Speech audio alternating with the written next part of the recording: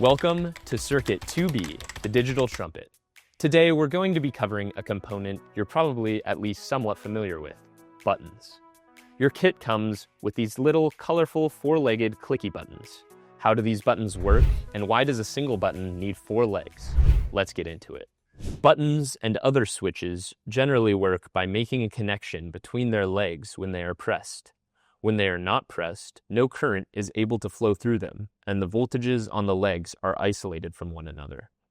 When the button is pressed, since they are electrically connected with no resistance between them, the voltages on both legs are the same.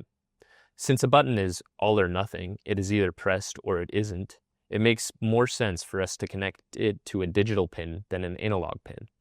So, to measure whether the button is pressed or not, we could connect a voltage, say ground at 0 volts, to one end of the button, and the other end of the button to a digital input pin. When the button is pressed, the pin will become connected to our ground, so it will read low or 0 volts. But what will it read when the button is not pressed? Well, in this case, we actually have no idea. The digital input is in a state that we often refer to in electronics as floating. This basically means that because it is not directly tied to a steady voltage, it could read anything. We could read it once and it would read low, and read it again a second later without changing anything in our circuit, and it might read high. This kind of defeats the purpose of our button. We want our pin to only read low when the button is pressed, so we can tell whether or not it has been clicked by the user. How do we solve this problem and make our digital pin reliably read high when it is not pressed and low when it is pressed? An initial idea is to simply attach a high voltage to the other end of our button on the same side as our input pin. When the button is not pressed, it will now be directly tied to the high voltage and will reliably read high. But now we have another problem. When the button is pressed, we have our high voltage directly connected to ground. Remember Ohm's law, which showed us that current equals voltage over resistance. In this case, we have a large voltage difference between 2 points on our circuit, and since they are directly connected, there is no resistance between them. This means that on paper, the current in our wire and through our button will approach infinity. This is not good, because very high currents can lead to high heat and can damage our components. Also, in this configuration, when the button is pressed, is our pin tied high or tied low? It seems to be connected to both. Again, there is some confusion here that we want to get rid of. To solve this problem, we add what is called a pull-up resistor between our high voltage and our input pin. Now, when the button is not pressed, our pin will still always read high because there is no current flowing through this part of the circuit. So we know that the voltage on either side of the resistor must be the same, and the input pin must be tied to our high voltage. When the button is pressed, however, current can now flow from our high voltage to our ground. Since we now have a resistor, this current is limited to a safe range.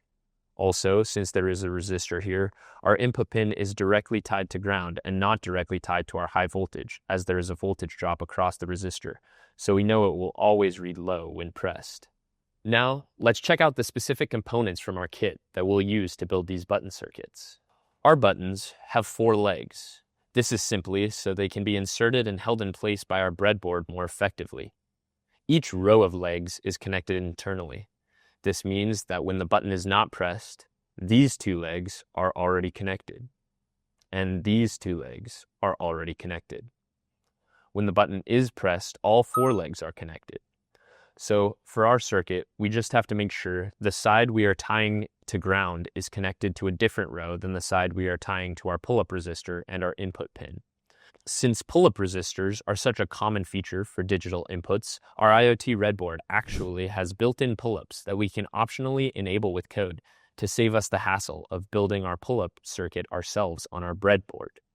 You'll notice in the code block where we set up our digital input pins for the buttons in this circuit that we specify them as inputs with pin.in, and we specify to automatically use the built-in pull-up resistor with pin.pullup. That's about it for theory for Circuit 2B. Now let's build the thing. We will keep the exact same buzzer setup that we built in the last circuit, but now we'll add each of our 3 buttons to simulate the different buttons of a trumpet. Remember that this row of legs on the button get connected to this row when the button is pressed. So we'll tie one side of each button to ground and the other side of each button to a different digital input. Notice how the buttons fit across the two sides of our breadboard. If your button doesn't easily line up with the holes of the breadboard, it is probably in the wrong orientation and needs to be flipped 90 degrees.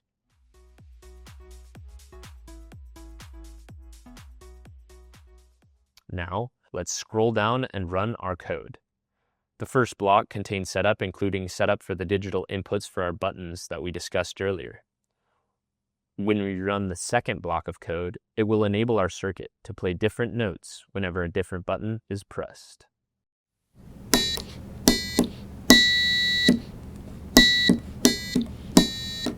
Well done in completing Circuit 2B and creating your very own digital trumpet.